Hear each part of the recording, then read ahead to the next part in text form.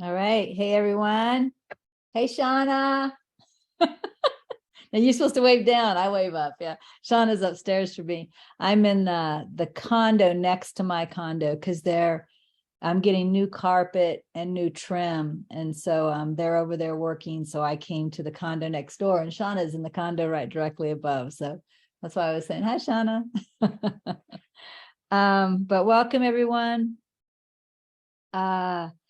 We are here for 7 Steps to Awakening and Out of the Stillness. Out of the Stillness, of course, is my journal. When I contemplated the 7 Steps to Awakening.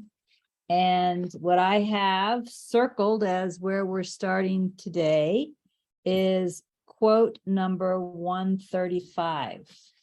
So I'm going to read 135 from the 7 Steps to Awakening first, and then we'll go to the journal. So in 7 Steps to Awakening, it says, ideation multiplies naturally by itself. This leads to sorrow, not to happiness. Ideation multiplies naturally by itself. This leads to sorrow, not to happiness.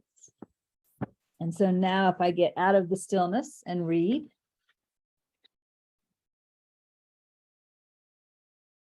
a story begins with one idea. A worry begins with one thought. A fear begins with one belief. Be alert to the start and let go there. So every now and then what happens is you may hear me say, I don't know if it's just in this teaching or in other teachings too, but you may hear me say, so this is a rule I made for myself. And it doesn't mean I did never break my own rules. I just want to say that, especially since people talk so much about the I am bad belief. When I made a rule for myself, maybe the better way to say it is it was a goal. But I called it a rule, but the rules were actually goals. So like when I failed to follow the rule, I didn't get all down on myself. I just noticed, I didn't do it there. I didn't follow my rule. And that's how I got into this kind of trouble. If I follow my own rules, I stay out of trouble. If you think about it, that's really the purpose of rules, the purpose of laws, right? Like the reason we have speed limits on the roads is to hopefully prevent accidents, or if we do, that kind of thing, right? So rules are for our own protection. So I would make rules for myself because they were for my own protection. And one of the rules that I made for myself was to stop a story at the first thought. And again, I wasn't always successful, don't get me wrong. But it's amazing. I mean, maybe it's even only 50%, maybe even less, maybe 40% of the time I actually was able to be successful with that rule. But what a difference even 40% made. Because if I was able to see, a thought in my mind, Shauna is just being too noisy up there, and stop it right there. Say, wait a minute, there's a story starting. I don't know where that noise is coming from or whatever. Then I got to keep right on being happy. Right? But if I let that thought come, and then the next thought come, and then the next thought come, right? I bring myself down in some way. And so my rule became to catch the story at the first thought and let go there. Catch a story at the first thought and let go there. And I actually made this rule again, this was probably back in January or February of 2012. So Awakening Together isn't even formed yet. But a couple years later, when Awakening Together was formed and I was writing the MPP curriculum and I was writing the Buddhism course, I was thrilled to come upon Thich Nhat Hanh talking about, I can't remember what he called it. Some of you guys who took the Buddhism course might remember, but he talked about the first thought and then the developing thoughts, right? And I thought, I know exactly what he's talking about. It's that first thought. Like if you catch it at that first thought and you let it go at that first thought, the developing thoughts never come. Right? So again, I don't know that there's a whole lot to say about this other than what I've already said. It's a nice rule. Now, again, you guys know with a rule like that, I was not 100% successful. I would have had to have been a master already, right? to stop every story. But I will tell you, I was with a master once. Her name was Elizabeth Tafis. Some of you guys I don't know if any of you guys ever met her. She went to India with us. She went to Israel with us. I don't think she went to Italy with us, but the people who were on those trips would have met her. But I was with her. She went to India with me twice. So I was with her on the first India trip. And I got this email message from some guy in the United States. And he wanted to know if his 90-something-year-old father was with me in India. And I told him no. And he said, well, my dad, said that he was going on this tour to India with you, and we let him go, but we haven't heard from him since he's left. And I said, I've never heard of your father. I said, I don't know anything. And after I hung up the phone and I went out and I told, or no, it was just email, sorry. After I got out of email, out of this conversation, I went out and told people about this conversation that was going on. And then I can't remember what I said next. Maybe I said something like, his dad must have just wanted to get away and they wouldn't let him. So he had to, he saw us on the internet that we were going on this trip and he had to make a story. And Elizabeth goes, She stopped me at the first thought, you see? Right? She saw that I was beginning to make up a story about this 90-something-year-old man that had said he was going to India with me, who was now missing in action, right? I never forgot that. That was such an important reminder. How often do we go into these stories and then the next, and then the next, and then the next? What if we just remember Elizabeth, right after that first thought, and just boom, let it go right there. Isn't that wonderful? So again, this quote from the 7 Steps to Awakening says, ideation multiplies naturally by itself. This leads to sorrow, not to happiness. And from the journal, a story begins with one idea. A worry begins with one thought. A fear begins with one belief. Be alert to the start and let go there. What I also found as I started following this rule, I also found it's much easier to let go after the first thought or after the first 2 or 3 thoughts. There's something about when you let something run, and the longer you let it run, it's like the deeper the roots go, right? You then have an emotional reaction. You have some attachments. Maybe you got to save face with other people. Who knows?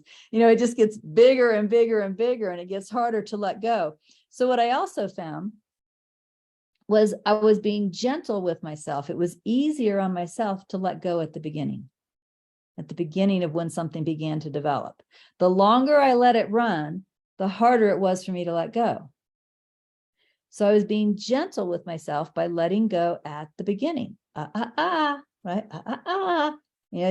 My translation of what Elizabeth was saying to me was, don't go there. And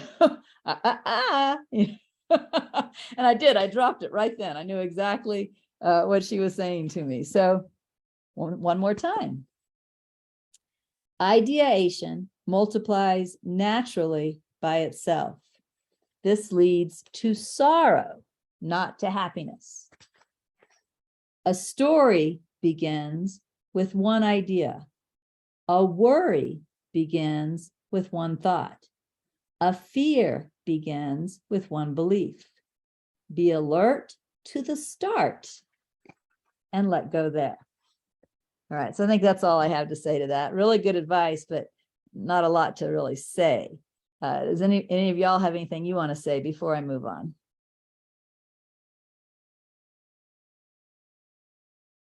Okay, Mickey first. Yeah, Mickey. So, of course, I'm going to come up with. So, what if it's not just a story; it's a thing you can see. I'll give you an example that's happening in my life right now. They're redoing the roofs on some of the buildings in my complex. They redid half of them a few years ago. The new ones are a different color. Mm-hmm. They don't match. I don't like that. Well, other people have posted on the Facebook group, they don't match. We don't like that. And I'm trying to stay neutral about it. I'm really trying to stay. And well, what I would do is, let's see if we could do it right now, because this is kind of fun. This is kind of fun. So I'm going to ask you some questions. I just, I don't want you to try and be, I just want you to answer my questions. Don't Sure. try and say anything, right? Okay. So my first question is, why don't you like it? Because they don't match. Okay. So what does the roofs not matching mean for you, a resident of this complex? That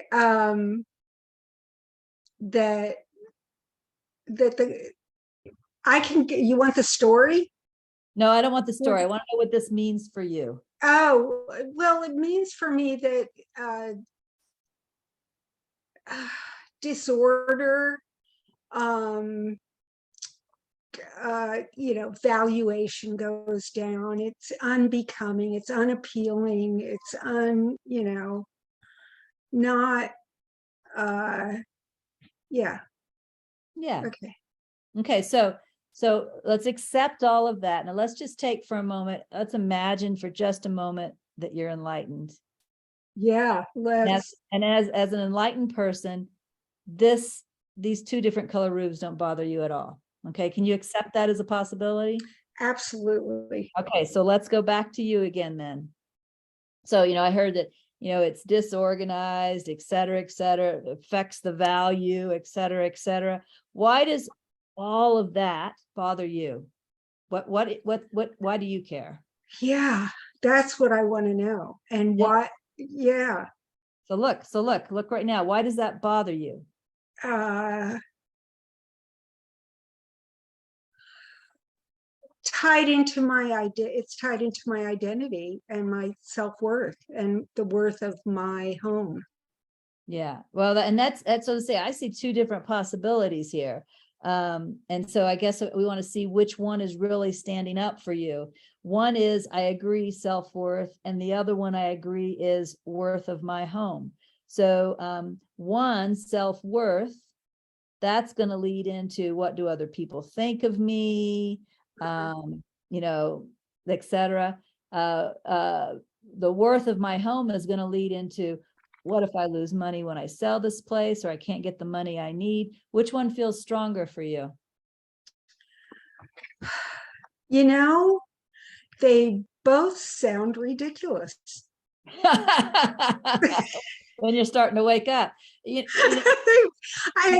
the minute that thought popped into my head, I don't like that they don't match. It sounded ridiculous to me. Yeah. It sounded absurd. Yeah. I was like, why the F do you care? Yeah. Well, it sounds like both the I am bad belief and the I am unsafe belief, which are two core beliefs, are being triggered by these two different color roofs. Mm-hmm. Right? Right. So this is what we do with things sometimes, is sometimes we have to really stop and look and say, what's really going on with me? Am I really upset about these two colored roofs? No, I'm really upset about what people are going to think of me. Mm-hmm. And I'm also upset about, I'm a little fearful. What if I can't get my value out of this place someday when I sell it, or whatever's going on with you? And what you have to look at is, see, that's what's being triggered here. right? That's that. So it's not really about these two different color roofs. If you were enlightened, you might even think they looked really cool together. I don't know what you'd think, you know, how interesting that some people would choose that. Who knows what you would think? But the point is, when you first started asking the question, what I don't know if you were aware of, when you said, what if it's something you can see? It was as if there was this assumption that it is wrong. I am right. It is wrong, right? I am right that that's wrong. Mm-hmm. And you're telling me I should let go of that? And I'm saying, yeah, you should, because it's not that you're right that that's wrong. It's that you're believing you're unworthy and you're unsafe. And that's what's causing you to be upset about these two things. And by holding on to the story, you're also holding on to the I am bad belief and the I am unsafe belief. Does that make sense? And I don't have control. And you don't have control. Because I'm not, you know, they didn't ask me. And I the assure board, you, when they were choosing this, making this choice, they didn't ask me. If they had asked me and I had control over this, that wouldn't have happened. I'm curious, what are the two different colors? Oh, they're two different colors of brown. Yeah, you know, it's possible they couldn't get the shingles from the others. I mean, it's possible they had no choice. I'm sure that's what happened, Yeah, or they were wildly different in cost, or yeah, and they decided it wasn't worth paying the extra $80,000 to get the same exact color. You know, sometimes when you go to order something that was available a few years ago, or 5 years ago, 10 years ago, it simply isn't available anymore. But yeah. But boy, did it disturb the heck out of me. And what's really important about this is it actually is still a story. And the story was being fueled by the I am bad and possibly the I am safe belief. And that's what you need to see. So by clinging to the story, you also cling to those beliefs. So then what Regina would do is ask, you know, once I see this, once I see why I'm upset about these two different color roofs, then I have to ask myself, what do I really want? Do I want to continue to be upset and thereby subconsciously cling to the I am bad and I am unsafe beliefs? Or do I want to let all of these go, just breathe, let these go, and get to where I see genuinely that everything is perfect as it is? And that's the kind of inquiry I would ask myself. And then I knew which one I wanted. I knew, I mean, I'm not an idiot. I know I don't want to cling to the I am bad and I am unsafe belief. I know I want to see that everything's perfect. And so then when the story would start to arise again, I would remind myself, no, wait a minute, believing the story, giving attention to the story is clinging to these two beliefs. Do I want this? Or do I want to get to where I genuinely see that everything is perfect as it is? And I would just keep letting go, boom, boom, boom, until it didn't arise anymore. Yeah. And again, back to what we're talking about, if you'd been able to catch that at the first thought and let go, then it would be easier. The longer you give attention to something, the harder it is to let go of, but it can still be let go. Yeah. Well, it's only been a day and a half. So good. So you're pretty early. So yeah. So we caught it early. Yay. Okay, good. I'm glad to hear that. Good. We just got a new roof too, but it's only one roof because we're in just one building in our complex. So it naturally is all the same color because it's just one roof. But I'll tell you, my daughter lives in a complex where they painted half of the buildings lime green. Ooh. And in fact, when I took my daughter to look at these, and the other half are gray with lime green trim. Because after they did the first half first, and then somebody decided, wow, that didn't look good, let's change it. But they wanted to still blend. So the phase 2, they call it, they did gray with lime green trim. But those lime green buildings, I mean, you can see them a mile away. And when I first took my daughter there, she was looking for an apartment. I said, don't judge these apartments by the outside. And then we turned the corner and she saw it and she went, whoa. But she did end up moving there because on the inside, they were the best apartments in the area. All right, so we digress a little bit. Anybody else want to say anything about letting go of first thought? Yeah, Shauna. just real quick. That was a beautiful leading through root cause inquiry, by the way. Yes, what you taught me too is I could stop mid-sentence as soon as I noticed a story, and I made it into a game, because that's what you do.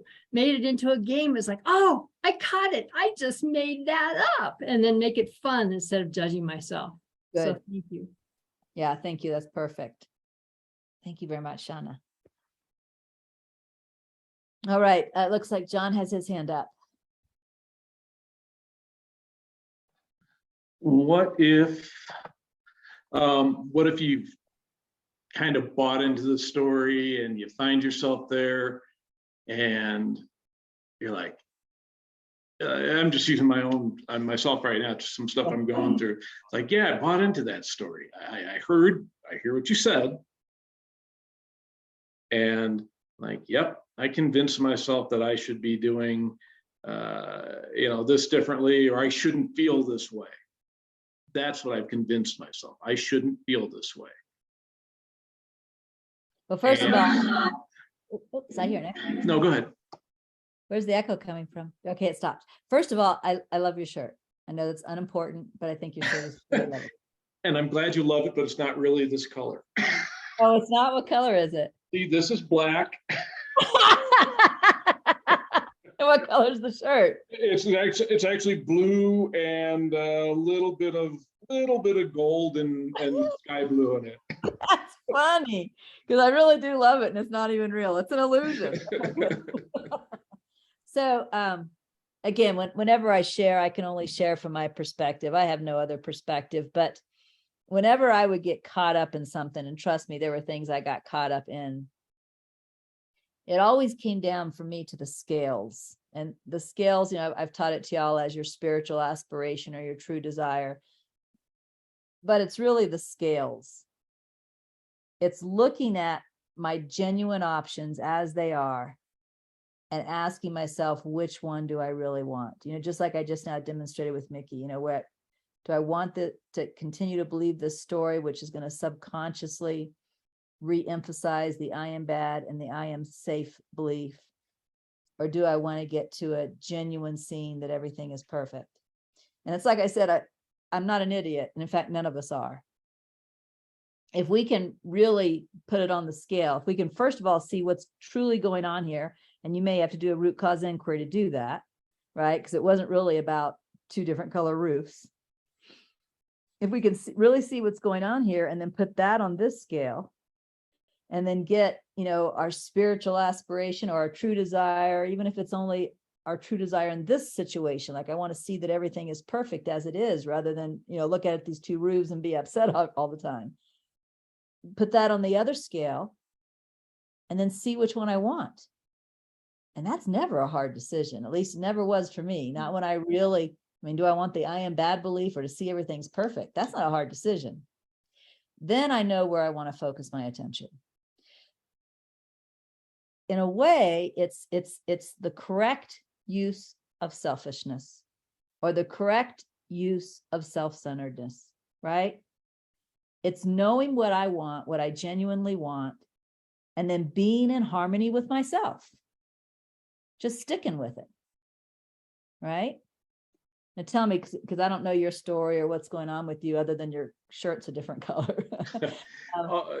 So tell me how this is going on you. Yeah, the way what's going on for me is I'm finding that it's a continuation of something I've experienced over time.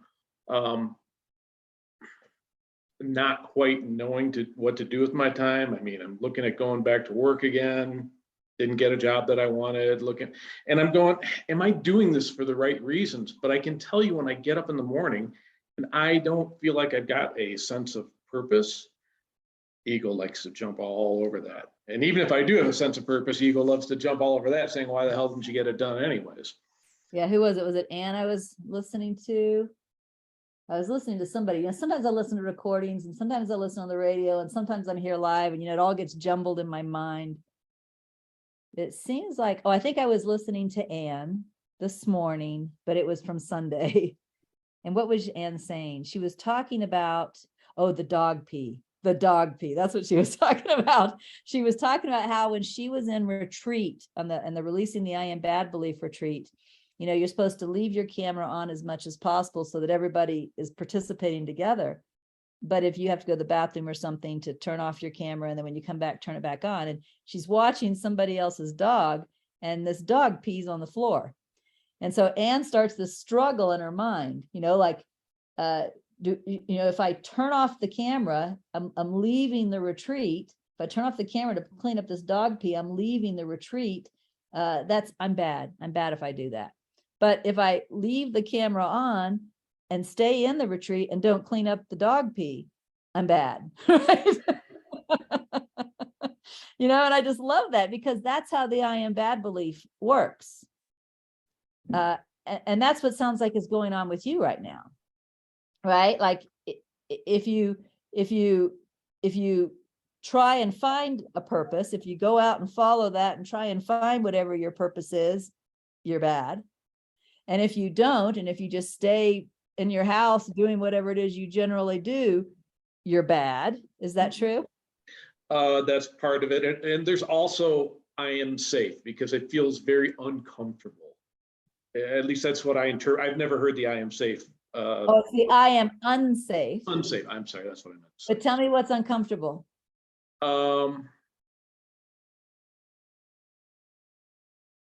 There's fear that I would go into like some sort of deep depression or something like that. If you do, if I don't have some sort of, I don't know, some sort of drive. I mean, my drive's awakened, it's there. I guess I don't trust it enough. I'm not, you know what I mean? There's something going on trust-wise with me. Like, it's like, well, when I eventually get there, I'll probably be okay. But in between, I'm really vulnerable as hell. Yeah. So that thought right there is what needs to be looked at. Because the truth is, I can tell by looking at you, you're okay right now. If your arm was hanging off of your shoulder and blood was gushing out, I might be a little bit worried about you. And I'd say, why aren't you calling 911? Okay. But you're okay right now. And see, so the mind is just playing tricks on you, telling you that, maybe you're not okay. Maybe you're going to go into this depression. I love that prediction. I mean, if you focus on maybe I'm going to go into this depression, what do you think is going to happen? Yeah, you definitely fight off a lot of depression, or you do a lot. I set myself up so I, hopefully I won't get into it. Yeah. And it becomes a process.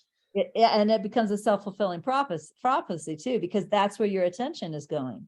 Right. It's like a magnet, right? So right. One thing you need to do, regardless of whether you're out looking for a job or whether you're, quote, being aimless in your house, you need to just check in and notice, I'm okay right now. Just keep noticing, I'm okay right now.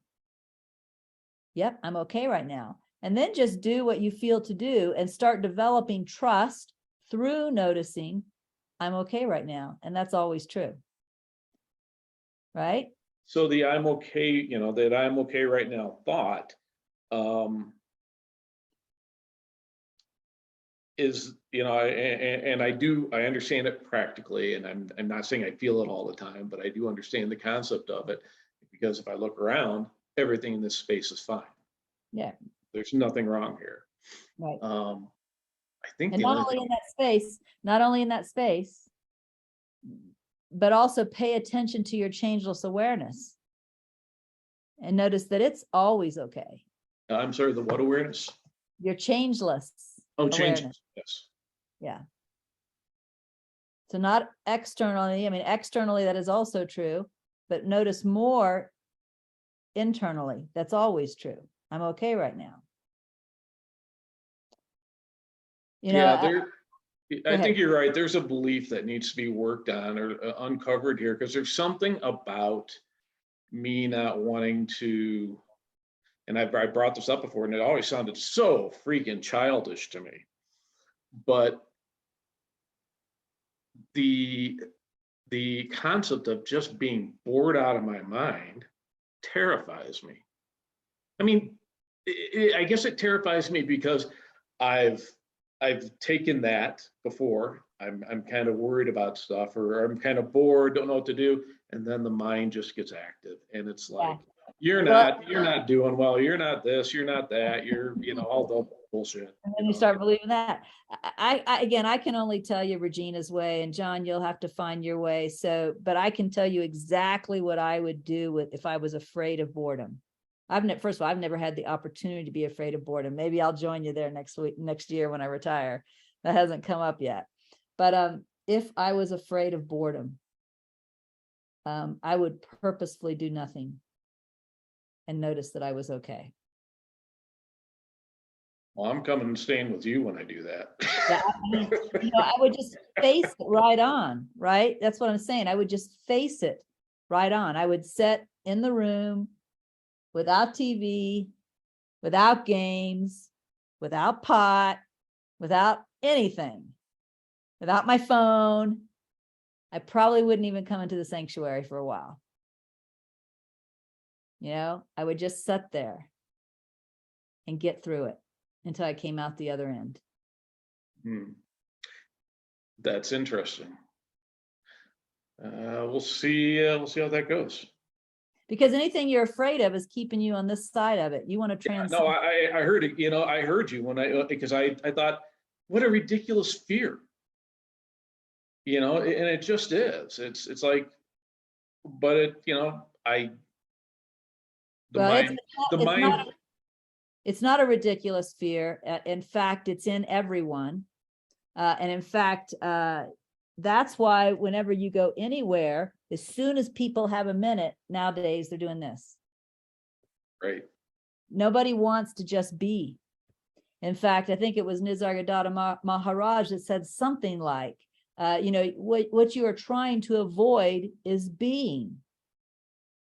And, this was even before phones, right? He was speaking in the 1980s.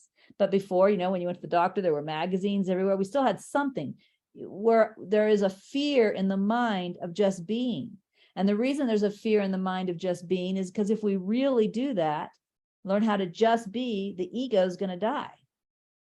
It doesn't just be, it does. It's a doer, right? Mm-hmm. So it's not a ridiculous fear. It's a core fear. But I would face it. I would do nothing, at least for, pick out 2 hours a day. For 2 hours a day, I'm just going to sit. You start with 30 minutes if you need to build up to that. No, and it's not like I'm incapable of doing that, but I just never thought about using that as an exercise. You know what I mean? Because I'm sitting there going, what is this, Wednesday? All right.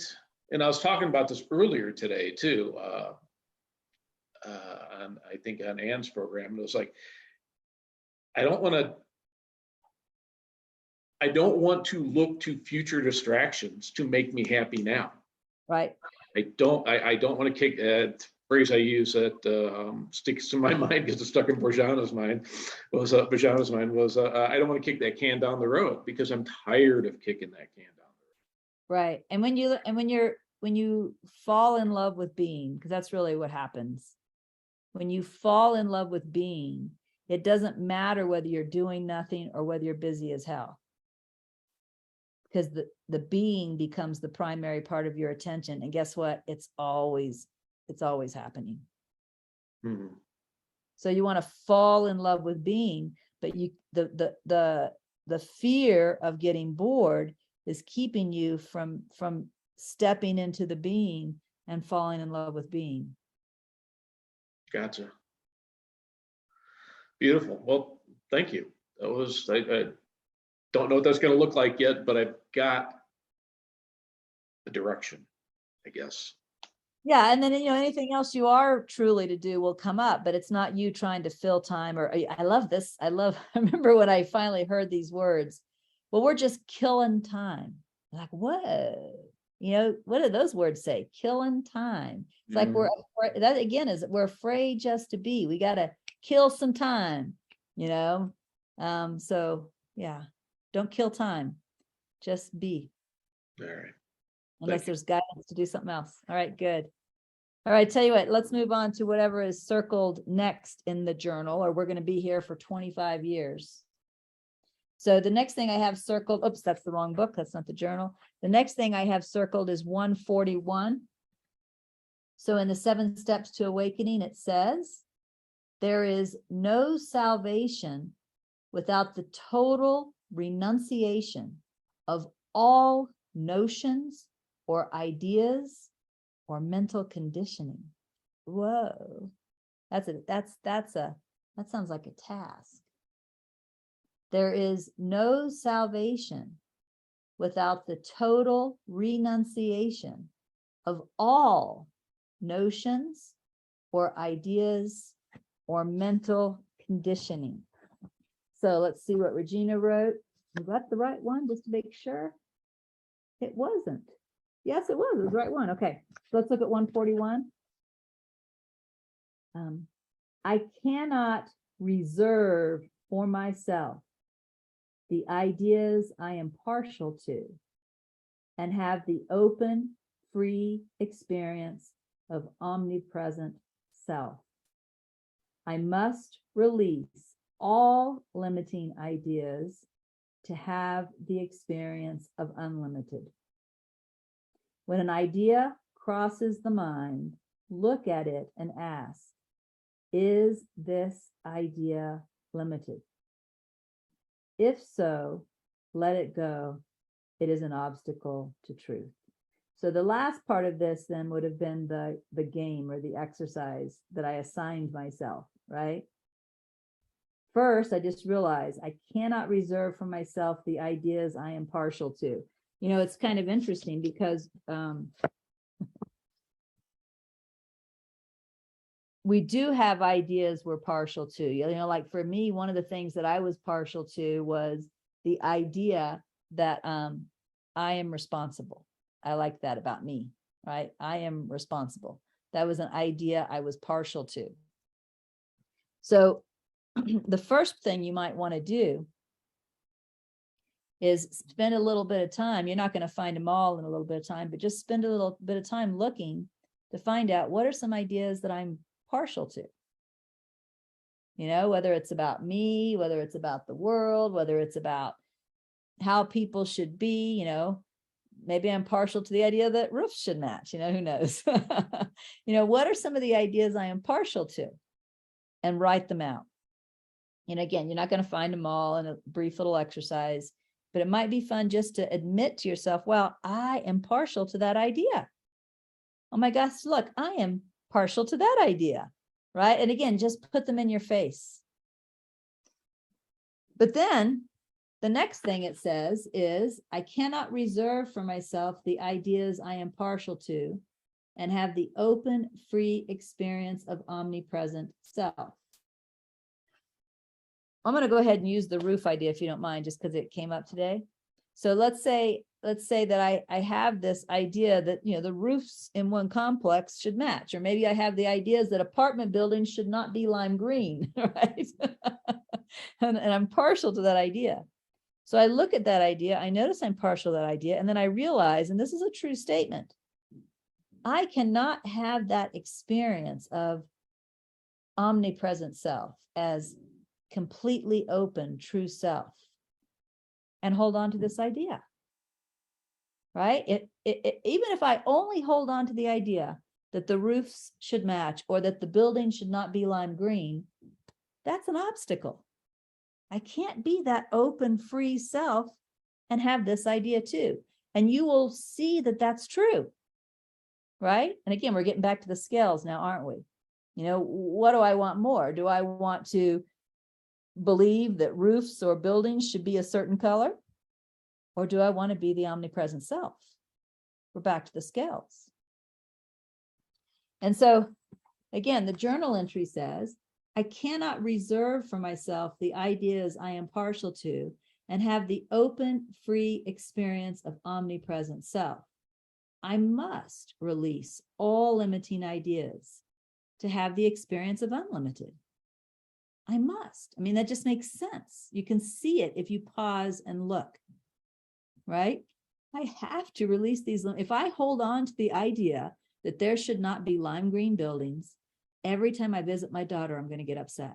I can't have the feeling of being totally open and free and to have that idea too. There isn't room for it. You see that? So I must release all limiting ideas to have the experience of unlimited. And then the practice. When an idea crosses the mind, look at it and ask, is this idea limited? And another way to ask that question might be, is this idea limiting? Right? Not just limited, but limiting. Like if I decide I do not like lime green buildings, or I decide, sometimes people paint their houses purple. I decide you shouldn't paint your house purple, right? Aren't I now limiting myself because every time I see a lime green building or a purple house or roofs that don't match, can I feel open and free and have that idea when my eyes land on those things? You see, it doesn't work. So if I want to feel open and free all the time, I need to find these ideas that are limiting me to closed and realize I don't want them. That's the scales. I don't want this idea because I want to be the open and freeness. And this idea is the obstacle. So it's a matter of noticing that I'm partial to the idea, noticing the idea is indeed limiting, and then realize I do not want to be limited.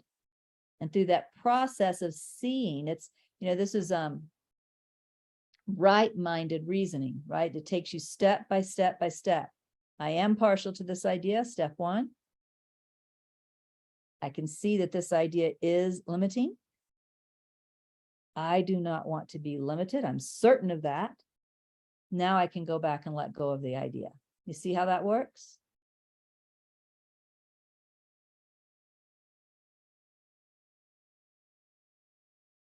Anybody want to say anything? Okay, Ruby.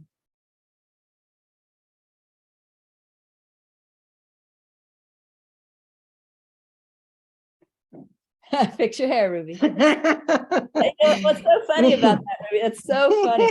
Funny. But as soon as I said Ruby, I thought, oh, I don't have my curly hair on today. Well, mine's curly enough for both of us. It's all about hair in my relationship with Ruby. Go ahead, Ruby. Well, I have the perfect partial, what was it? The partial idea? I'll tell you. Limiting idea, but partial. The limiting.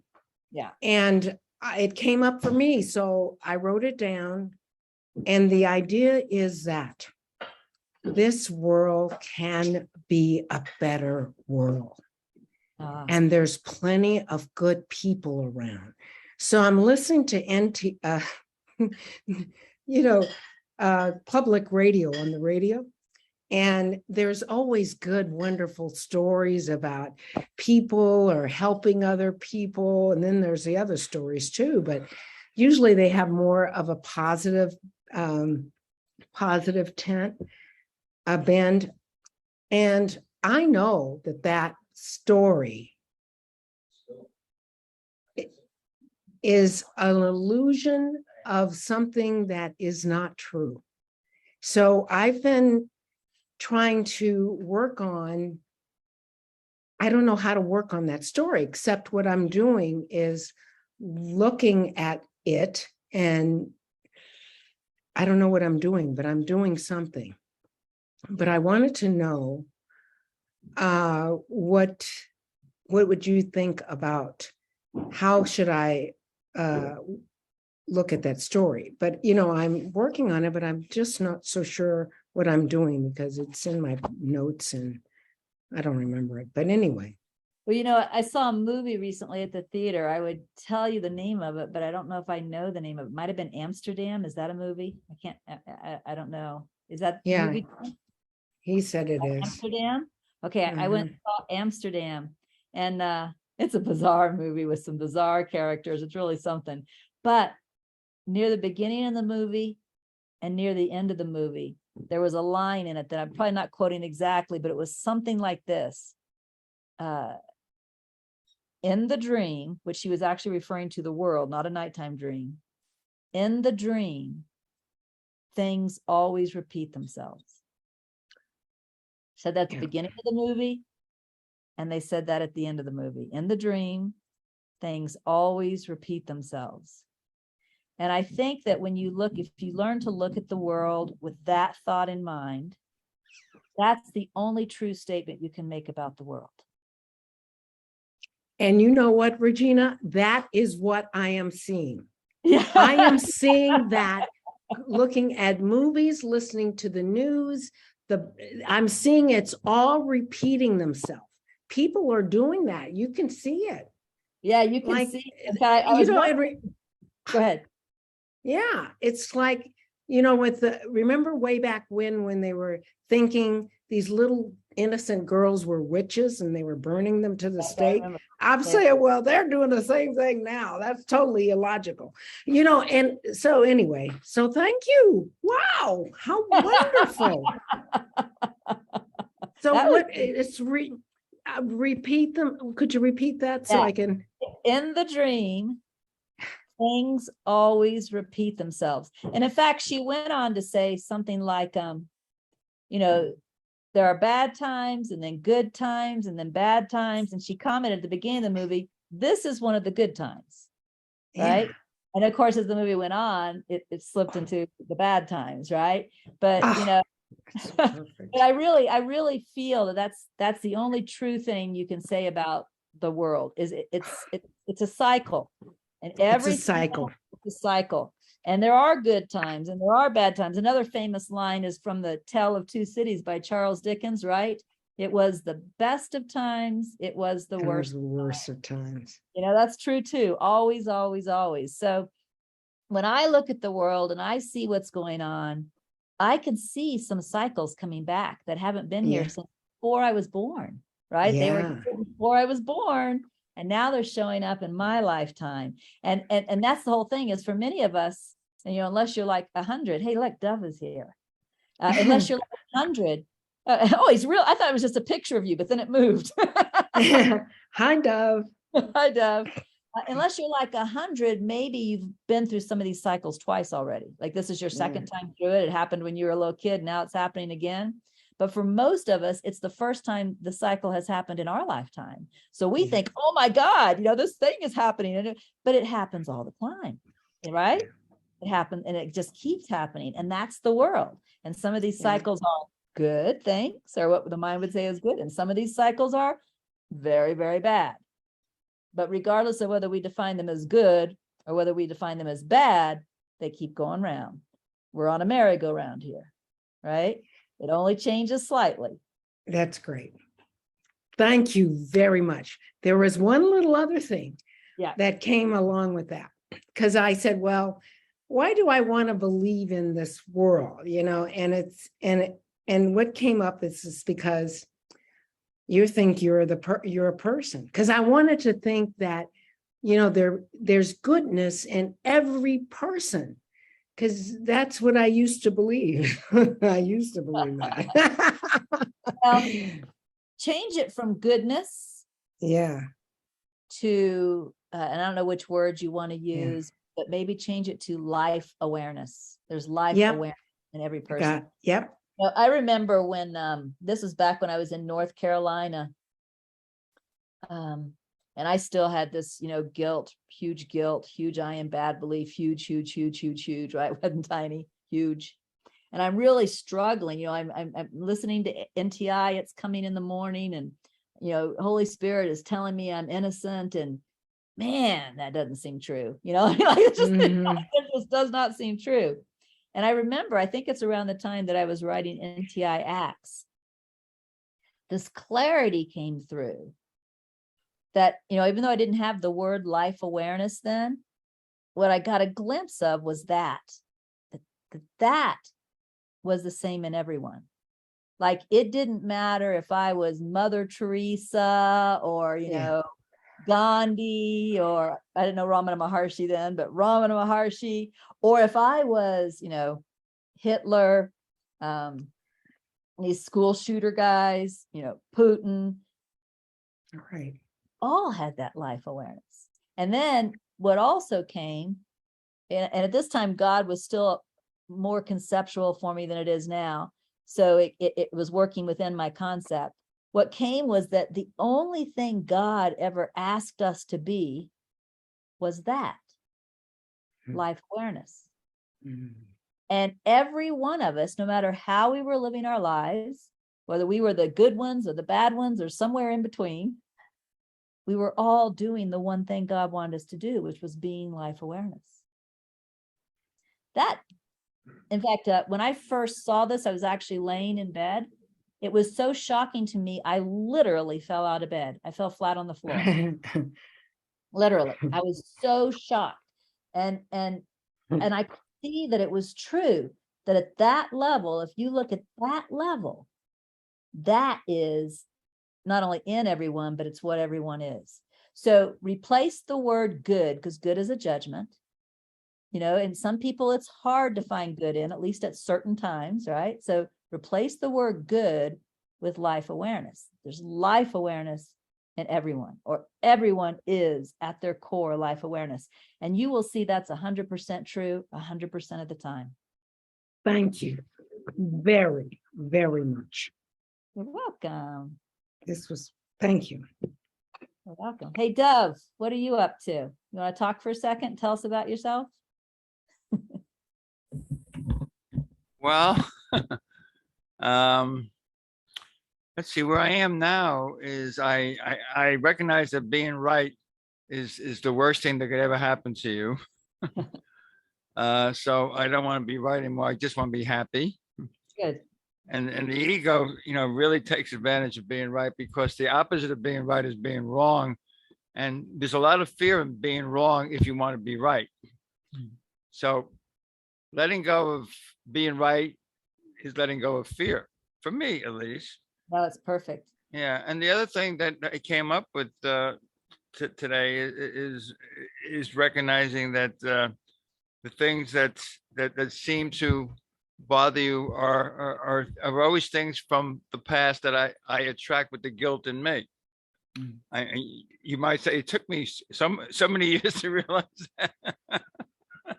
But when you realize it, it's beautiful. It really is. There's people who say, well, you're wrong, and at the time that they thought I was wrong, I was perfectly innocent, but it's my guilt that attaches to their saying I'm wrong, but actually I'm perfect exactly the way I am. So I just wanted to say, you gotta laugh. Yeah. I love you, Dove. It's so good to hear your voice. Thank Yeah. Oh my goodness. The one thing I wanted to say to you, which I didn't say, and I did put it on the board, is you are totally fearless. You're the only person I know who I feel is totally fearless. That's just a beautiful thing to be, because if you're totally fearless, you can only be loved. Well, of course, as you say that, I'm remembering that day many years ago when I was going to meet that man in the middle of the nowhere in North Carolina. And somehow I think I told you about it in advance. Like I didn't even know if I was going to come back alive that day, remember? So yeah. That was wanting to be totally fearless that made me go to that meeting. Yeah, I was thinking about that when I wrote it. Actually, I included that go into places that angels would fear to tread, literally. Yeah. And you went there, and I was really worried for you. I don't know if you remember. I waited till you got home. Are you okay? Yeah. Well, I do remember I was checking in with you. So, yeah. But the interesting thing is when I listen to that story now, I because I made all those little short snippets that are on YouTube, and I listened to that story on YouTube. And to me, it's funny now that I was even fearful, because this guy wanted to meet with me, and he I don't know, he wasn't exactly a homeless guy. He was a guy who on purpose lived in the woods. Wasn't, that was the way he chose to live. So the woods were his home. But he read Miracles Magazine. I don't know where he got it, but he read Miracles Magazine. He saw an article I wrote, but he actually called the police in my town and asked for my address or phone number. And they said, well, we can't give that to you, but we'll call her and see if it's all right, to see if she'll call you or something like that. So the police called me, and I said, sure, I'll talk to the guy. And I talked to him, and then he asked me to come and meet him. And I was terrified. But I listen to that story now, I think, no, wait a minute. If a guy was going to murder me or rape me, would he have called the police first? I listen to that story now and I'm like, it was okay the whole time. Yeah. Right? You don't call the police first, do you? That was the first, but the other one was when you were doing a workshop, and remember, one of the people said, "I'm going to attend the Yes. workshop." That was the second time. Yeah, he said he said, just because you're following Holy Spirit doesn't mean you won't be assassinated. And we all thought that he was coming to the workshop to assassinate me. That's right.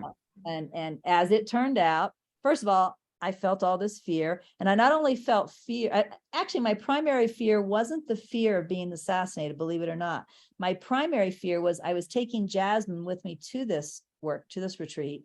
My fear was her sitting there. She was like 10 at the time, watching her mother get assassinated. That's what really scared me. So I had all this fear about this guy, seemingly saying he was going to assassinate me. And so I practiced rest, accept, and trust, and, all of that. And then I heard this guidance, and the guidance made no sense to me. The guidance said, ask him what he meant by that, which didn't make any sense to me because I knew what he meant by that. Everybody knew what he meant by that. There were people canceling their tickets to the retreat and everything. But I went on the peace of God, which is where he had made the statement. And I just asked him, what do you mean by that? And his answer was, this guy was convinced that I was a fake. He thought I was a fake because I wouldn't marry him. He was kind of, this guy was convinced I was a fake. And so he thought that if he came to this retreat, when he walked through the door, that when I looked at him, there would be so much disgust on my face that everyone in the room would see I was a fake. So when he said, just because you follow Holy Spirit doesn't mean you won't be assassinated, he was talking about himself. He thought he was following Holy Spirit's guidance to expose me as a fake, but he was going to feel assassinated, character assassinated. He was talking about himself. He wasn't even talking about me. Yeah. So look how perfect that guidance was. Ask him what he means by that. Everybody thought they knew. Pamela, the person planning the retreat, wanted to call and get a restraining order. Everybody thought they knew what he meant by that. And we were all wrong. And only by following the guidance did we find out what he really meant. And then in the end, he, when he realized how much he had upset everyone, he canceled his registration. He'd already paid in full. And he told us to keep the money and make it a scholarship for someone else. I remember that. And he was an ardent admirer of yours all the time. Remember that? He was a great student of yours. Yeah. So anyway, it is time to go. But Dove, I love chatting with you. Love you. Thank you. All right, everybody. We will be here next week again, right? Bye.